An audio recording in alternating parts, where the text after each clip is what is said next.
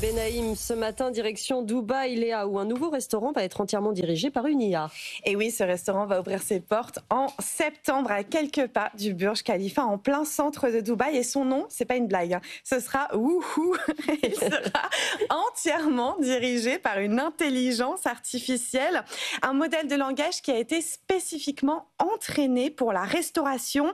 En fait, c'est elle qui va créer le menu, imaginer l'ambiance du restaurant et coordonner l'ensemble des services jusqu'à, le plus important, la carte des boissons, le choix des vins et les recettes de cocktails. Alors je vous rassure Sandra, il y aura toujours des humains dans ce restaurant car l'IA ne peut ni goûter ni tester les plats, en tout cas pas encore. Hein. Ça c'est sûr.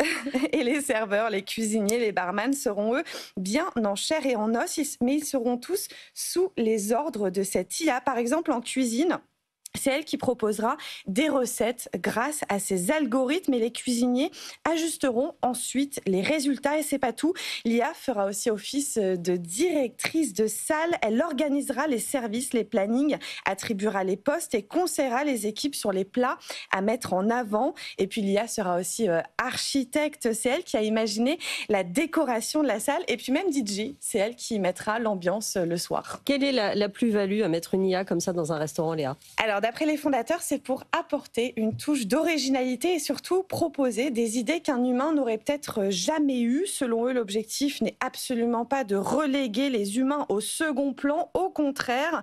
Et c'est là que la technologie peut surprendre en croisant ses connaissances et sa grande puissance d'analyse. L'IA est capable de générer des recettes qui n'existent nulle part ailleurs.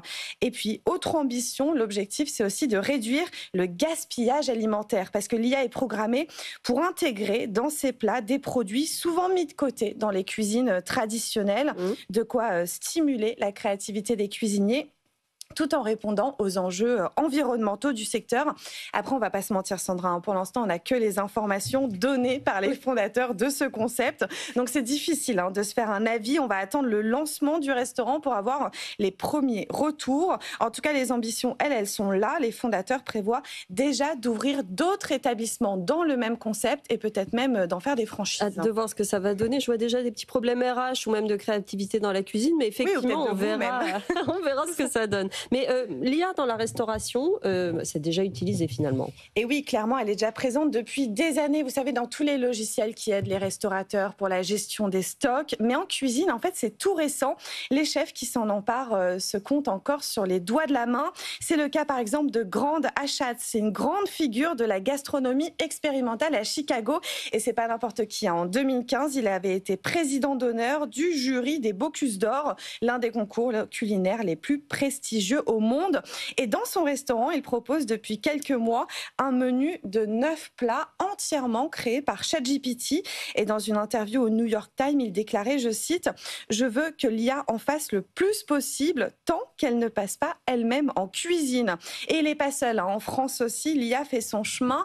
Par exemple, Thierry Marx utilise lui aussi cette technologie. Selon lui, c'est un outil qu'il faut nourrir, mais surtout maîtriser.